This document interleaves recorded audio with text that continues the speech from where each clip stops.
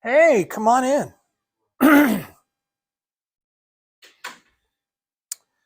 So we are in Deuteronomy 31. We're going to start in verse 14. And the Lord said to Moses, "Behold, the days approach when you must die, Moses. Call Joshua and present yourselves in the tent of meeting so that I may commission him." And Moses and Joshua went, presented themselves in the tent of meeting, and the Lord appeared in the tent in a pillar of cloud.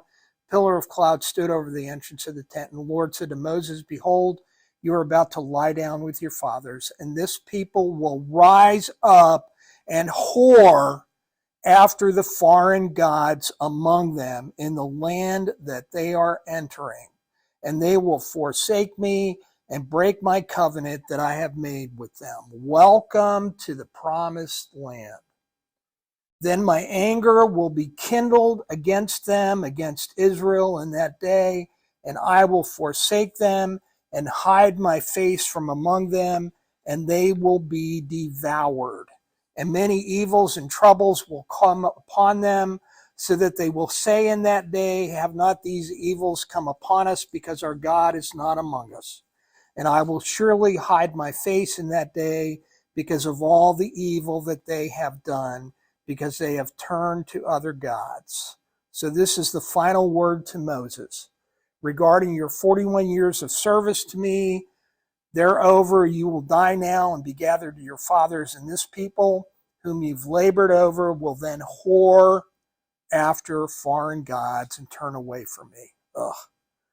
Fits right in. I would have fit right in there in Israel. Verse 19, "Now therefore write this song and teach it to the people of Israel. Put it in their mouths, that the song may be a witness for me against this people of Israel.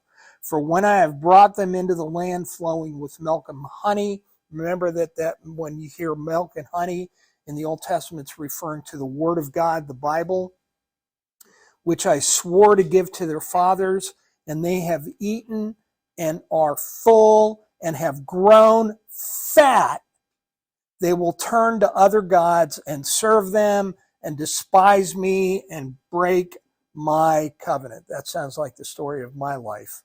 Once God blesses me, I have a tendency to turn away from him. I would have fit right in with Israel. "And when many evils and troubles have come upon them, this song shall confront them as a witness, for it will live unforgotten in the mouths of their offspring. The word of God, the Bible, will confront them. For I know what they are inclined to do even today, before I have brought them into the land that I swore to give." So Moses wrote this song the same day and taught it to the people of Israel.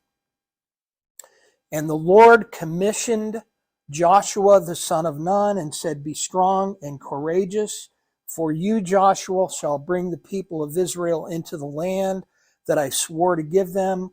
I will be with you." Verse 24, "When Moses had finished writing the words of this law in a book to the very end, Moses commanded the Levites who carried the ark of the covenant of the Lord, 'Take this book of the law, the Bible, and put it beside the ark of the covenant of the Lord your God, that it may be there for a witness against you, Israel, for I know how rebellious and stubborn you are. Behold, even today, while I am yet alive with you, you have been rebellious against the Lord. How much more after my death?'" Moses speaking there. "Assemble to me all the elders of your tribes and your officers, that I may speak these words in their ears and call heaven and earth to witness against them.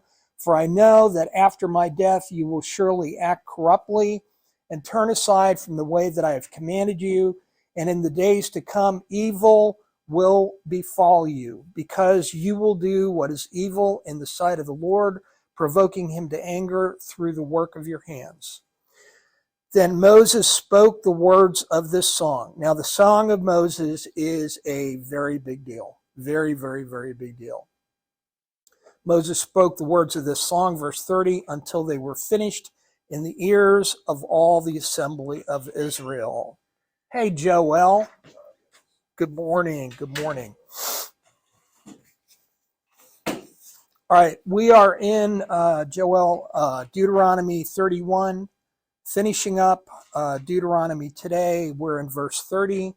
Then Moses spoke the words of this song, the Song of Moses, in all the assembly of Israel. Now, let me ask you a question, congregation. Okay, when is the last time you heard a sermon on the Song of Moses?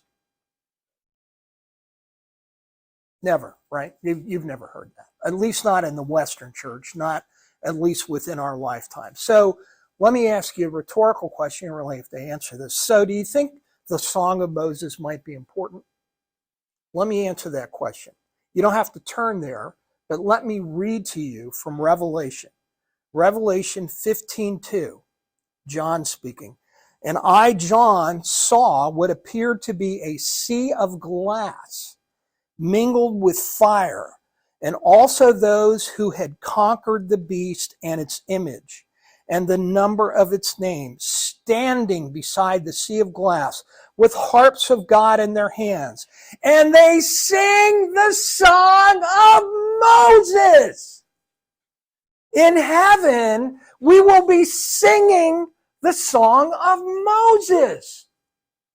But yet we never hear any sermons about that, do we? I'll bet most Christians, I would say probably 95% of the Christians in Western civilization weren't even aware that there's a song. There's actually 2 songs of Moses in the Old Testament. This is unbelievable. All right, so, and they sing the song of Moses, the servant of God, and the song of the, I'm sorry? We are in Deuteronomy 31, verse 30, and I'm reading from Revelation. It's Revelation 15 is where I was reading from. And they sing the song of Moses, the servant of God, and the song of the Lamb, the Son of God, the new covenant, Jesus. Although there is no specific song in the New Testament that we're going to be singing. We'll probably learn that when we get there. But the song of Moses, I think that we might want to know it before we get to heaven, since we're going to be looking like idiots while they're singing it. We won't know the words to it. All right, here we go. Great and amazing are your deeds, O Lord Almighty. Just and true are your ways, O King of the nations. Who will not fear, O Lord, and glorify your name? For you alone are holy. All nations will come and worship you, for your righteous acts have been revealed. In heaven, before Yahweh's throne, we will be singing the 2 songs of Moses. We should have them memorized. There are actually 2 songs. Does anybody remember when the first song of Moses occurred? The first song that Moses sang.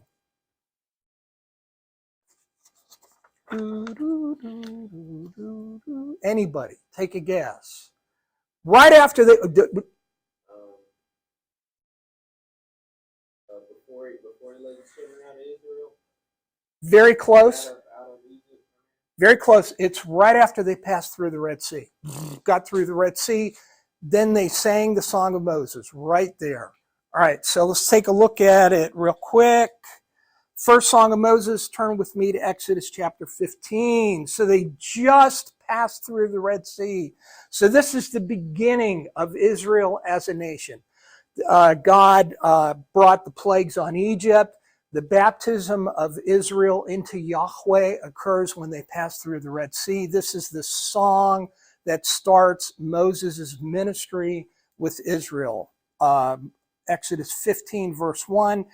Then Moses and the people of Israel sang this song to the Lord, saying, I will sing to the Lord, for he has triumphed gloriously.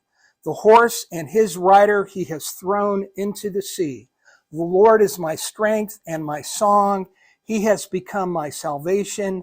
This is my God, and I will praise him, my father's God, and I will exalt him. The Lord is a man of war. Now think there, the Lord is a person or personality of war. The Lord is his name. Pharaoh's chariots and his host he cast into the sea, and his chosen officers were sunk in the Red Sea. The floods covered them. They went down into the depths like stone. Your right hand, O Lord, glorious in power. Your right hand, O Lord, shatters the enemy. In the greatness of your majesty, you overthrow your adversaries. You send out your fury. It consumes them like stubble. At the blast of your nostrils, the waters piled up. The flood stood up in a heap. The deeps congealed in the heart of the sea. The enemy said, I will pursue, I will overtake, I will divide the spoil. My desire shall have its fill of them. I will draw my sword, my hand shall destroy them. You blew with your wind, the sea covered them. They sank like lead in the mighty waters. Who is like you, O Lord, among the gods? Who is like you, majestic in holiness, awesome in glorious deeds, doing wonders? You stretched out your right hand, the earth swallowed them. You have led in your steadfast love the people whom you have redeemed. You have guided them by your strength to your holy abode. The peoples have heard, they tremble. Pangs have ceased. The inhabitants of Philistia, that will be the Philistines, in the land that God had promised Abraham, Isaac, and Jacob. Verse 15, now are the chiefs of Edom dismayed. Edom is where they are passing right then. Edom is Esau, Jacob's brother. Trembling seizes the leaders of Moab. All the inhabitants of Canaan have melted away. Terror and dread fall upon them because of the greatness of your arm. They are still as stone. Till your people, O Lord, pass by, till the people pass by whom you have purchased. You will bring them in and plant them on your own mountain. The place, O Lord, which you have made for your holy abode, the sanctuary, O Lord, which your hands have established, the Lord will reign forever and ever. For when the horses of Pharaoh with his chariots and his horsemen went into the sea, the Lord brought back the waters of the sea upon them. But the people of Israel walked on dry ground through the midst of the sea. Then Miriam, Moses' sister, the prophetess, the sister of Aaron, took a tambourine in her hand, and all the women went out after her with tambourines and dancing. And Miriam sang to them the chorus, sing to the Lord, for he has triumphed gloriously. The horse and the rider he has thrown into the sea. So, the wrath of God displayed against his enemies for Israel and all the nations to see. It brings fear, knowledge of sin, repentance. Then salvation through faith and obedience. So Israel is baptized into Yahweh when they passed through the Red Sea. Then Moses celebrates the founding of Israel as God's holy nation with this song. Then he wraps up his ministry with his last song, which we're about to look at in Deuteronomy chapter 32. After 41 years of abject failure, in which that first generation which passed through the Red Sea, the generation that God loathed, he hated them because they resisted him throughout the whole Exodus, was set aside. Turn with me back to Deuteronomy 32. So the first song of Moses is talking, it's really a song of war. God defeating the Egyptians, the Red Sea, the people passing through miraculously. Really doesn't have anything negative at that point to say about Israel, because they've basically been along for the ride when the plagues were given to Egypt, and God leads them through the Red Sea, and then all starts to fall apart at that point. Okay, on Israel's side. All right, back to Moses, Deuteronomy chapter 32. The second song of Moses. Note that Deuteronomy is the third most quoted Old Testament book. Number one will be Psalms. Number two will be Isaiah. And this second song of Moses in Deuteronomy 32 is the most quoted passage in Deuteronomy. There are around 30 connections in the Song of Moses, but yet you've never heard a sermon about it. I haven't, okay?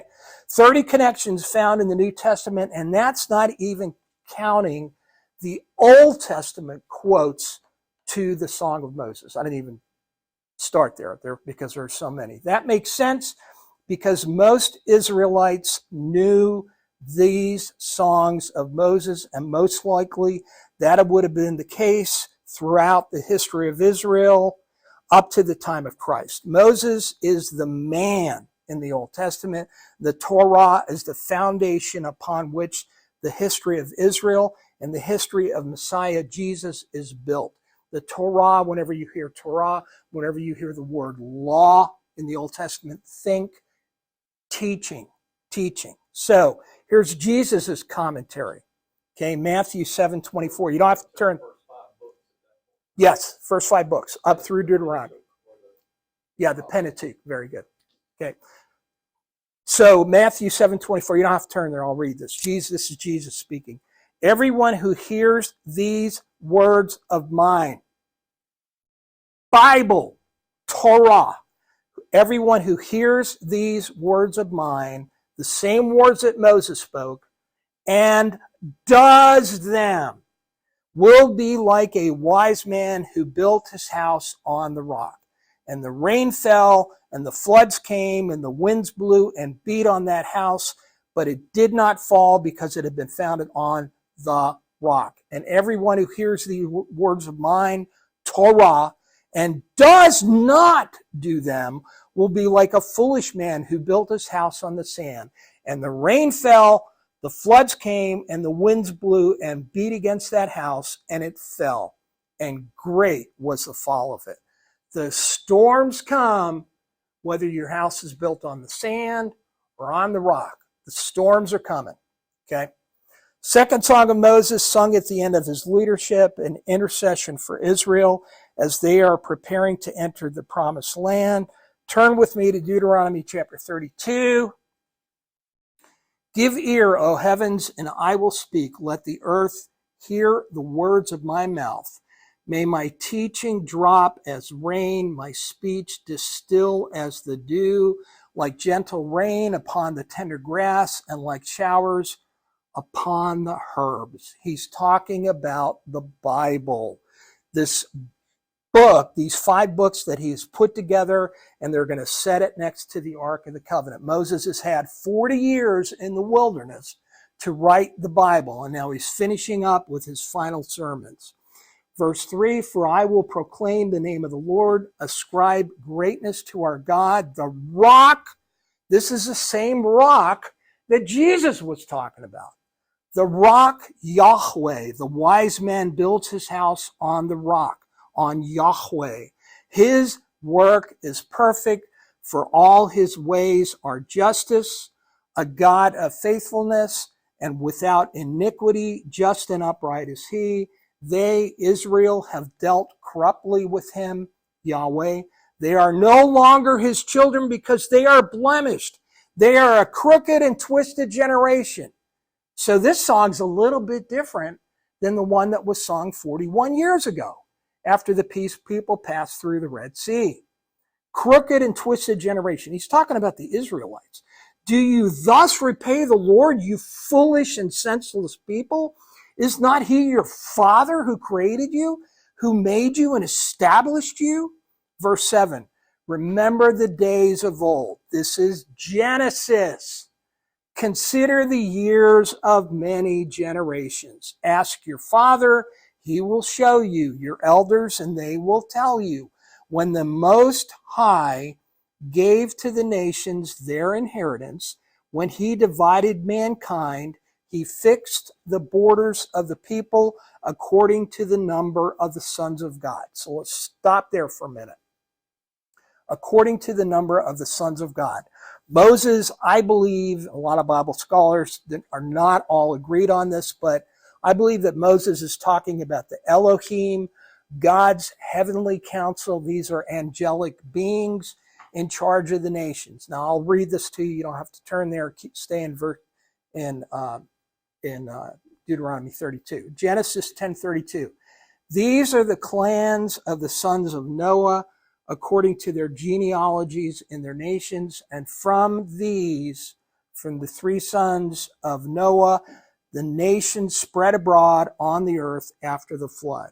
Genesis 11:8, after the Tower of Babel, so the Lord dispersed them from there over the face of the earth, and they left off building the city, although they eventually went back to building Babylon because of the hardness of men's hearts. Verse 9 in Genesis 10, therefore its name was called Babel, because there the Lord confused the language of all the earth, and from there the Lord dispersed them over the face of all the earth. and put angelic beings, members of his council, in charge of them. And some of the members of that council rebelled against him. All right. There's war in heaven the same way there's war against God on the earth. Now turn to Psalm 82 with me real quick. This is a critical psalm which is grossly misunderstood. This is a psalm when Jesus said, well, you know, your teaching says, aren't you gods? This is in John 10. This is the psalm that Jesus is referring to. And it's talking about God's heavenly counsel. Psalm 82, verse 1, God has taken his place in the divine council in the midst of the gods. These are heavenly beings, members of his heavenly council. God is the God who created these angelic beings, okay? They serve him. Some of them are in rebellion against him. He, Yahweh, holds judgment, okay, in heaven before his council. Verse 2, Yahweh is saying, how long will you heavenly beings, judge unjustly and show partiality to the wicked? Selah, or pause. Give justice to the weak and the fatherless. Maintain the right of the afflicted and the destitute. Rescue the weak and the needy. Deliver them from the hand of the wicked. That sounds a lot like what we've been called to do. Verse 5, these people have neither knowledge nor understanding. They walk about in darkness. All the foundations of the earth are shaken. Verse 6, I, Yahweh, said, look, you are gods, sons of the Most High, all of you heavenly beings. Nevertheless, like men, you shall die and fall like any other prince. So God will judge them if they need judging. Verse 8, arise, O God, judge the earth, for you shall inherit the nations. Now back to the heavenly council beings, a few verses that help put this all in perspective. As you turn back to Deuteronomy 32, Psalm 115:3, our God is in the heavens. He does all that he pleases. Proverbs 16:9, the heart of man plans his way, but the Lord establishes his steps. Proverbs 16:4, the Lord has made everything for its purpose, even the wicked for the day of trouble. Proverbs 20, verse 24, a man's steps are from the Lord. How then can man understand his way? Job 12:16, this one is amazing.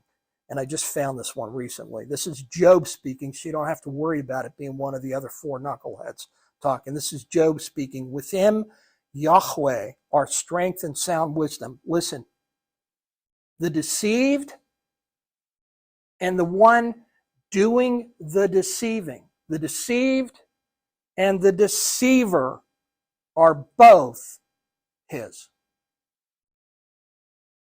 So your political adversary, yep, God's controlling that too. Okay? The Chinese communists, the Democrats, the Republicans, you name it, God's got it all within his control. The deceived and the deceiver his. Job 12:16. Isaiah 45:7. I, Yahweh, form light and create darkness. I make well-being and create calamity. Now the King James Version says, I make well-being and create evil. Lexham English Bible, create evil. American Standard Version, create evil. And Strong's, the word used there is evil. I am the Lord who does all these things. So, Yahweh, form light, create darkness. I make well-being. I create or prepare evil. I do all these things. So God is completely sovereign and controls all circumstances. He is looking for faith and obedience from his heavenly counsel and from men. So back to the Song of Moses. Moses is talking about when God divided the nations, but the Lord's portion is his people, Jacob, Israel, his allotted heritage. So he's talking about after he divided up the nations, after the Tower of Babel, he said, okay, I'm done with y'all. I'm picking this one. And the very next chapter in Genesis, we see God calling Abraham, calls out Abraham. All right. Back to Deuteronomy 32, verse 9. But the Lord's portion is his people, Jacob, Israel, his allotted heritage. He found him, Genesis 12, Abraham, Isaac, and Jacob. He found Abraham in a desert land, in the howling wastes of the wilderness. He encircled him. He cared for him. He kept him as the apple of his eye. Like an eagle that stirs up its nest, this is the Song of Moses, like an eagle that stirs up its nest, that flutters over its young, spreading out its wings, catching them, bearing them on its pinions. And the Lord alone guided him. No foreign God was with Abraham. Yahweh made Abraham to ride on the high places of the land. He ate the produce of the field, suckled him with honey out of the rock, oil out of the flinty rock, curds from the herd, milk from the flock, the fat of the lambs, rams of Bashan, and goats, with the very finest of the wheat, and you drank foaming wine made from the blood of grapes. But Jeshurun, Jeshurun is Israel. It literally means, the word Jeshurun means the upright one. But Jeshurun grew fat and kicked. You grew fat, stout, and sleek. Then he, Israel, forsook God who made him and scoffed at the rock of his salvation. So this is the second Song of Moses after 41 years in the wilderness with these people. They stirred him to jealousy with strange gods, with abominations. They provoked him to anger. Now think about being a member of that generation in heaven while they're singing this song before the throne of the, and they're like, oh yeah, I was in that nation. Yeah, I was just, yeah, that would be. But don't worry about it. We'll all have plenty to be ashamed about before the throne of the Lord. But they're going to be singing. We're going to be singing this song. Yeah. I'm sorry, I was in that. All right. 32:17. They sacrificed to demons that were no gods, to gods they had never known, to new gods that had come recently, whom your fathers had never dreaded. Remember that the sin for Israel, the God that drove God the most nuts, was idolatry. That was it. That was the one that pushed him over the edge constantly. Verse 18, you were unmindful of the rock that bore you. You forgot the God who gave you birth. The Lord saw it, spurned them because of the provocation of his sons and his daughters. And he said, I will hide my face from them. Now this is an amazing verse right here. 32:20. It looks like God is saying, I will hide my face from them. I will see. We'll see what's going to happen. I will see what their end will be. Man's free will, Israel's free will response to God, perhaps. I will see what their end will be, for they are a perverse generation, children in whom is no faithfulness. They have made me jealous with what is no God. They have provoked me to anger with their idols. So I will make them jealous with those who are no people. I will provoke them to anger with a foolish nation. For a fire is kindled by my anger, and it burns to the depths of hell, devours the earth and its increase, and sets on fire the foundations of the mountain. And I will heap disasters upon them. I will spend my arrows on them. They shall be wasted with hunger and devoured by plague and poisonous pestilence. Sounds like just another day in the pulpit for any Western church, right? You're hearing this kind of stuff all anyway. I'm sorry, okay. I will send the teeth of the beasts against them with the venom of things that crawl in the dust. Outdoors the sword shall bereave, and indoors terror for young men and women alike. Nursing child with the man of gray hairs.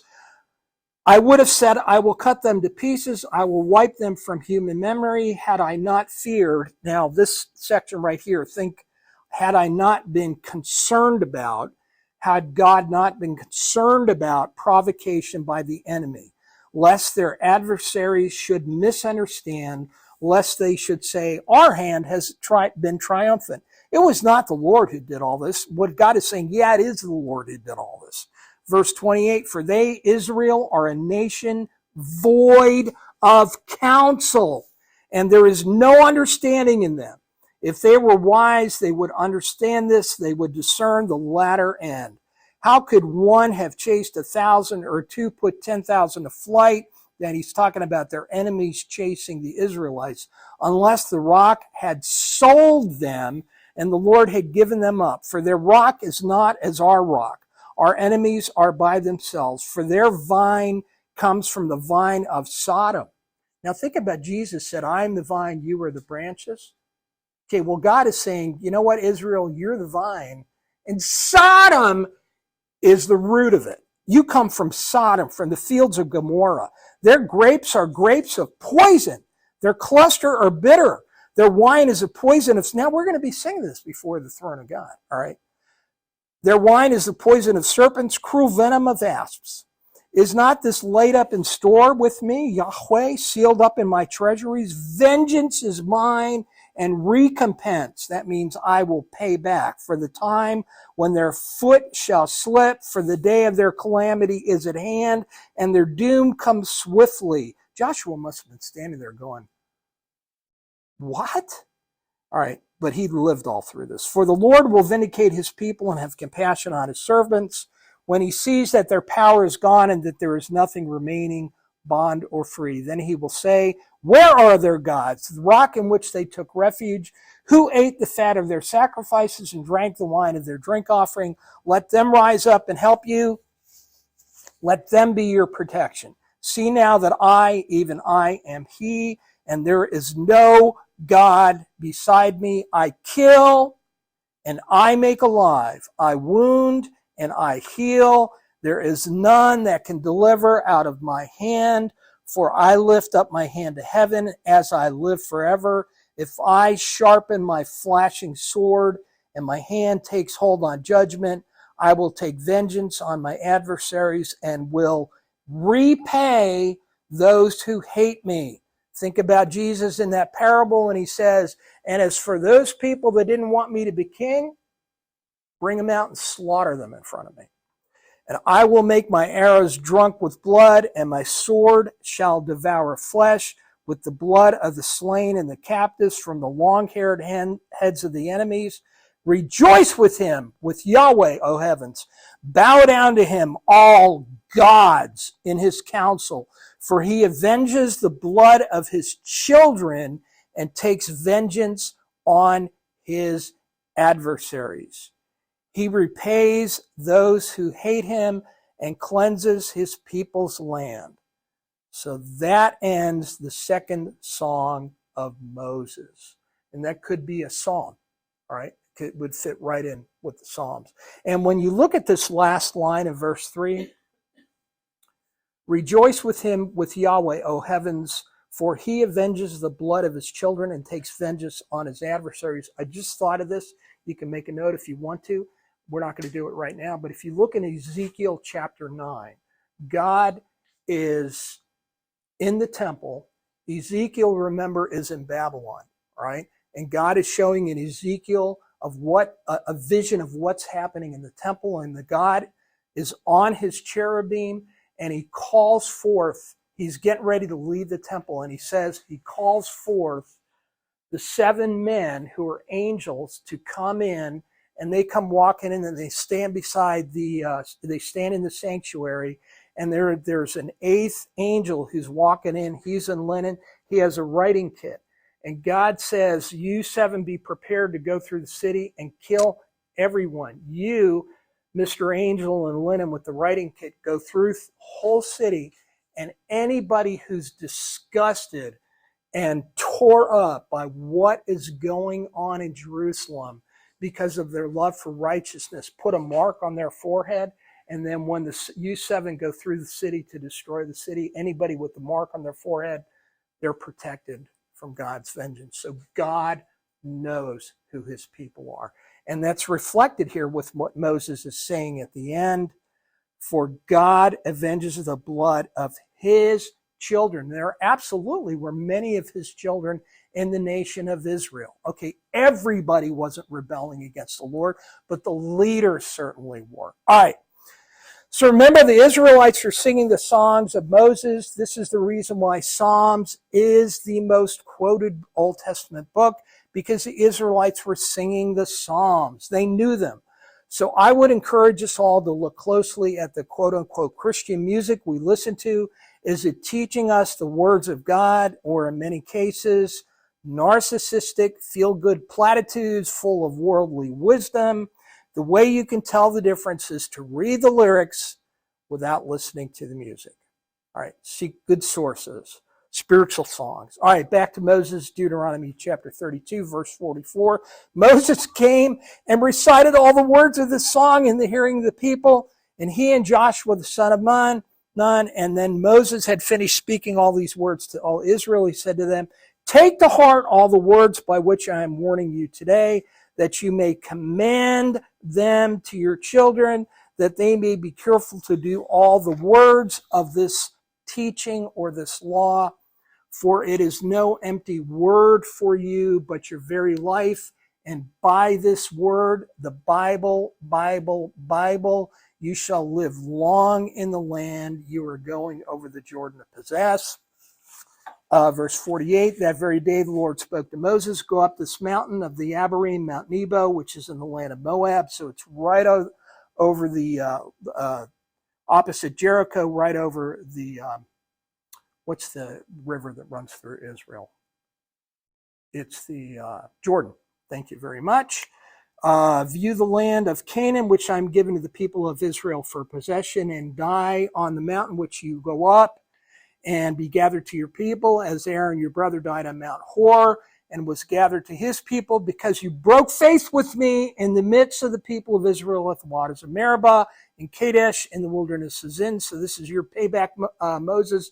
You will not be able to go into the land. And because you did not treat me as holy in the midst of the people of Israel, for you shall see the land before you, but you shall not go there into the land that I'm giving to the people of Israel. Deuteronomy chapter 33. This is Moses' final blessing on Israel. Note that the last two chapters of Genesis, 49 and 50, does anybody know? Because you know how much I love to listen to myself talk. All right, so the last two chapters of Genesis, anybody remember what's going on there? Take a breath. Take a little sip. Anybody remember how does Genesis end? Joseph is there. He's got his two sons with him, Manasseh and Ephraim, and they are with Jacob. And what is Jacob doing? He's blessing and prophesying over his 12 sons, okay, including Manasseh and Ephraim. Okay, so Moses ties up, finishes the 5 books, Deuteronomy, the same way that Jacob finished up Genesis, all right? Same thing going on. This now, as we read through this, it's in Hebrew, it's poetry. So it's difficult to translate the poetic aspect of this into English. 33 verse 1, this is the blessing which Moses, the man of God. Another phrase that refers to a spokesman of God, a seer or a prophet, the man of God, blessed the people of Israel before his death. He said, the Lord came from Sinai and dawned from Mount Seir upon us. He shone forth from Mount Paran. He came from the 10,000s of holy ones. That would be his council, with flaming fire at his right hand. So the area south of Israel where Sinai, Seir, that's Edom, and Paran are located. That's where Yahweh presents himself as coming from. And Yahweh presents himself throughout the whole Old Testament as being, what is God's job? What does he do? He is a shepherd, okay? God presents himself as a shepherd. Yahweh travels with his heavenly council, 10,000 holy ones, and his power is always visible. That would be the flaming fire at his right hand. Yes, he loved his people. All his holy ones were in his hand. That would be Israel. So they followed in your steps, receiving direction from you. That would be the Bible. When Moses commanded us a law, a teaching, the Torah, the Bible, as a possession for the assembly of Jacob. The Bible is the possession of God's people, the most important possession they have. For an ancient Hebrew child, this is one of the first verses he would be taught. Verse 4, when Moses commanded us a teaching as a possession for the assembly of Jacob. All right, verse 5, thus the Lord became king. This is an important verse. Who is Israel's true first king. There it is right there. Thus is the Lord Yahweh became Israel's king. Now they rejected him and then wanted King Saul and the whole thing, but Yahweh is Israel's true first king. In Jeshurun, again, literally the upright one in Israel, when the heads of the people were gathered, all the tribes of Israel together. All right, first, let Reuben live and not die, but let his men be few. Ooh. So Reuben still has the shame of sleeping with his father's concubine. Even to this point, let Reuben live and not die, but let his men be few. So the tribe still bears guilt because their patriarch slept with his father's wife. They fade away throughout the history of Israel, by the way. And Reuben, nobody from Reuben ever really does anything in the history of Israel. Verse 7, and this he said of Judah, hear, O Lord, the voice of Judah, and bring him into his people with your hands, contend for him, and be a help against his adversaries. Fight, Lord, fight, Israelites, on behalf of Judah, as in the army fought for David. And of Levi, he said, give to Levi your Thummim and your Urim to your godly one. The way God communicated with the Levites, they were the only ones authorized to use the Urim and the Thummim, whom you tested at Massah, and the Levites passed the test, with whom you quarreled at the waters of Meribah, places where Israel rebelled, who said of his father and mother, I regard them not. He disowned his brothers and ignored his children, for they observed your word and kept your commandment. Remember at the golden calf, the Levites sided with Moses when Moses said, who is for the Lord? And the Levites came, and the Levites fought against their own family members on behalf of the Lord in that scene. That's what Moses is referring to here. The Levites, verse 10, they shall teach Jacob, or Israel, your rules, Israel, your law. They shall put incense before you and whole burnt offerings on your altar. So they will be priests of Yahweh and the teachers of the word to Israel. Verse 11, bless the Lord his substance, that would be Levi, and accept the work of his hands. Crush the loins of his adversaries, those who hate him, that they rise not. Verse 12, of Benjamin he said, the beloved of the Lord dwells in safety. The high God surrounds him all day long and dwells between his shoulders. So that would indicate intimacy with God. The two big Bible characters that came from Benjamin would be King Saul, the first king of Israel, and Saul in the New Testament, who became Paul in the New Testament, were both Benjamites. All right, and of Joseph, remember whenever you see Joseph, you think of Ephraim and Manasseh. Manasseh was the older, but Ephraim became the greater tribe. And he said, blessed by the Lord be his land, with the choicest gifts of heaven above and of the deep that crouches beneath, and with the choicest fruits of the sun and rich yields of the months, with the finest produce, the ancient mountains and the abundance of the everlasting hills, with the best gifts of the earth and its fullness and the favor of him who dwells in the bush. May these rest on the head of Joseph, on the pate or head of him who is prince among his brothers. A firstborn bull. Remember that Joseph, firstborn prince among his brothers. Remember, he took the position of Reuben because Reuben had lost it by sleeping with his father's concubine. So Joseph was the one who got the blessing as a firstborn. He got a double portion. That would be Manasseh and Ephraim.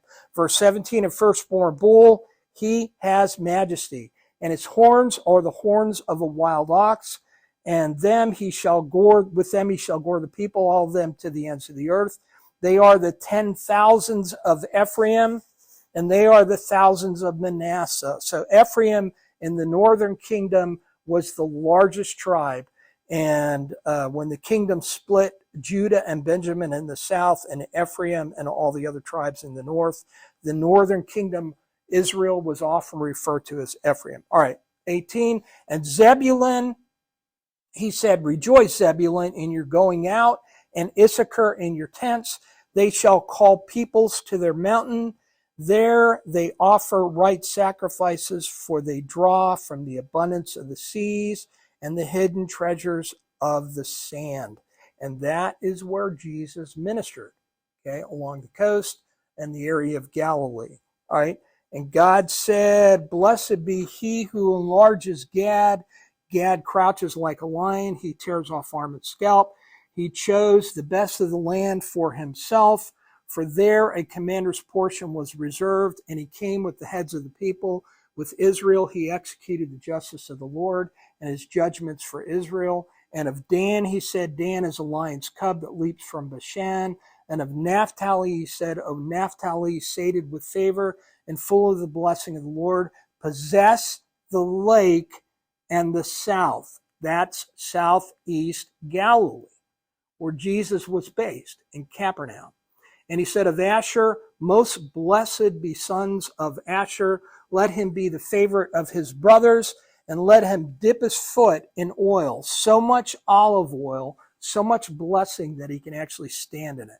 Your bars shall be iron and bronze, and as your days, so shall your strength be. Verse 26, there is none like God, O Jeshurun. Again, that's Israel, the upright one. Moses' final blessing on the nation. There is none like God, O Jeshurun, God who rides through the heavens to your help, through the skies in his majesty. The eternal God is your dwelling place, and underneath are the everlasting arms. So think about that hymn, leaning on the everlasting arms. Okay, you guys know, leaning on the everlasting arms. This is the verse that it's referring to right here from Deuteronomy. And he thrust out the enemy before you and said, destroy. So Israel lived in safety. Jacob lived alone in a land of grain and wine, whose heavens dropped down dew. Happy are you, O Israel, who is like you, a people saved by the Lord. The shield of your help and the sword of your triumph, your enemies shall come fawning to you, and you shall tread upon their backs, if you obey the Lord.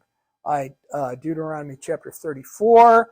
Then Moses went up from the plains of Moab to Mount Nebo, to the top of Pisgah, which is opposite Jericho, and the Lord showed him all the land. Gilead, as far as Dan, all Naphtali. Now God is doing this supernaturally. And the land of Ephraim and Manasseh, all the land of Judah, as far as the western sea, the Negeb and the plain, that is the valley of Jericho, the city of the palm trees, as far as Zoar. And the Lord said to him, this is the land of which I swore to Abraham and Isaac and Jacob. I will give it to your offspring. I have let you see it with your eyes, but you shall not go over there. So Moses, the servant of the Lord, died there in the land of Moab, according to the word of the Lord. That would be according to the Bible. And he, Yahweh, buried him in the valley in the land of Moab, opposite Beth Peor, but no one knows the place of his burial to this day. Moses was 120 years old when he died. His eyes were undimmed and his vigor unabated. And the people of Israel wept for Moses in the plains of Moab 30 days. Then the days of weeping and mourning for Moses were ended. Verse 9. And Joshua, son of Nun, was full of the spirit of wisdom, like Solomon.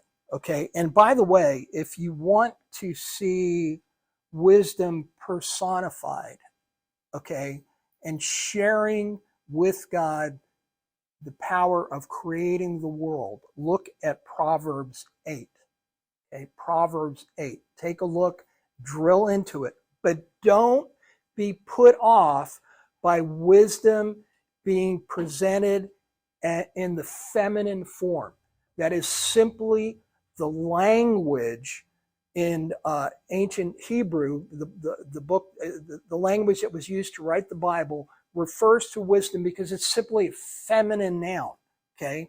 But wisdom personified Jesus. So as you read through Proverbs chapter 8, when you see the word wisdom, don't be put off by the male or female. It's just that's the language. When you see wisdom, think Jesus. It will blow your mind.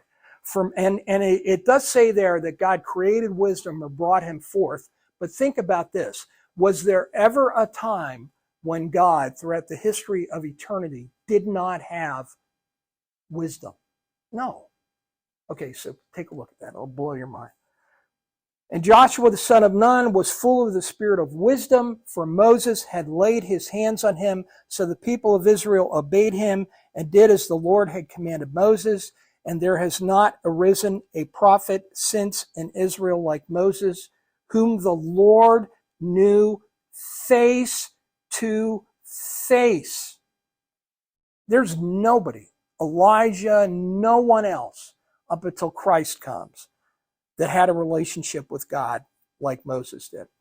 None like him for all the signs and the wonders that the Lord had sent him to do in the land of Egypt, to Pharaoh, to all his servants, to all his land, and for all the mighty power and all the great deeds of terror. Don't hear about that much in the evangelical church, do we? The deeds of terror that Moses did in the sight of all Israel. Thus ends the Torah, 5 books of Moses. We made it. Any comments? Okay, we are going to, hold on a minute. Let me. The very last verse in Genesis, I've never noticed that